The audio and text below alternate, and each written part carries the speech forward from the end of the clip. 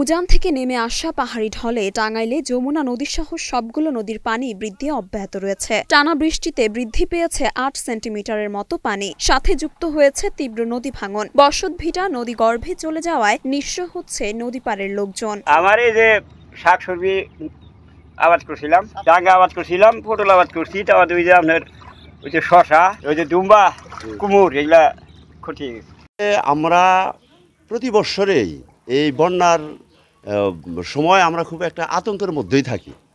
যমুনার যে আমাদের এখানে যে বাঁধটা আছে, আসলে আমরা এই বন্যার কবল থেকে বাঁচতে পারি। এখানে আমাদের মণি ঠাকুর নামে একটা লোক আছে, মণি ঠাকুর। ও আওয়ামী লীগের ইউনিয়ন আওয়ামী লীগের ওয়ার্ড আওয়ামী লীগের সাধারণ সম্পাদক। ওর বাড়ির সাথে ওই জায়গা থেকে একটা পানি আসে, আর ব্যাপারী পাড়া থেকে একটা পানি আসে।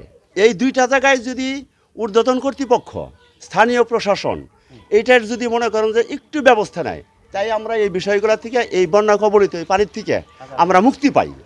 কিছু করে হাঁটতেছি না, হাট বাজার করতে পারতেছি না। আমরা দাবি হইলে আমরা বাঁচি। টাঙ্গাইলে যমুনা নদীতে পানি বৃদ্ধি পাওয়ায় বন্যা পরিস্থিতির অবনতি ঘটেছে। নদীর পানি লোকালয়ে প্রবেশ করায় নিম্নাঞ্চলে সৃষ্টি হয়েছে বন্যা। এতে হাজার হাজার মানুষ পানিবন্দী হয়ে মানবেতর জীবনযাপন করছে। বন্যার পানিতে ফসলি জমি তলিয়ে যাওয়ায় ক্ষতিগ্রস্ত হচ্ছে কৃষকরা।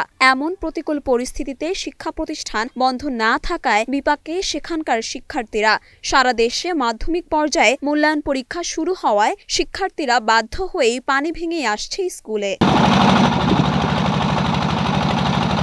সরেজমিনে ভুয়াপুর উপজেলার গাবসারা, অর্জুনা, নিকরাইল ও গোবিন্দাসী ইউনিয়নের কয়েকটি গ্রামে গিয়ে দেখা গেছে বন্যায় তলিয়ে গেছে ঘর, বাড়ি, রাস্তাঘাট। তীব্র পানির স্রোতে ভেঙেছে একটি পাকা সড়কও। দুর্বিষহ এই সময়ে এখনো কোনো ত্রাণ সহায়তা পায়নি বলে অভিযোগ বানবাসীদের। কষ্ট তো আছে, কষ্ট পানি করলে করার তো কিছু নেই, কষ্ট সবারই করাতে হবে। কোন সাহায্য সহযোগিতা পাইছেন? না, আসে নাই। ঠিক মতো স্কুল কলেজে যাইতে পারে না, বলাই পান অনেক সমস্যা। গরু ছাগল গবাদি পশুর অনেক কষ্ট, খাবার জোগাড় করতে অনেক কষ্ট হয়। আমাদের বেরি বাচ্চা হইলে তাহলে আমাদের আর এই কষ্টটা থাকবে না। ঘর বাড়িতে পানি জমে থাকায় উঁচু সড়কে আশ্রয় নিয়েছেন অনেক মানুষ। সেখানে দেখা দিয়েছে সুপেয় পানির তীব্র সংকট। উপজেলার ২৫০০ ক্ষতিগ্রস্ত পরিবারের তালিকা পাঠানো হয়েছে বলে জানান নির্বাহী কর্মকর্তারা।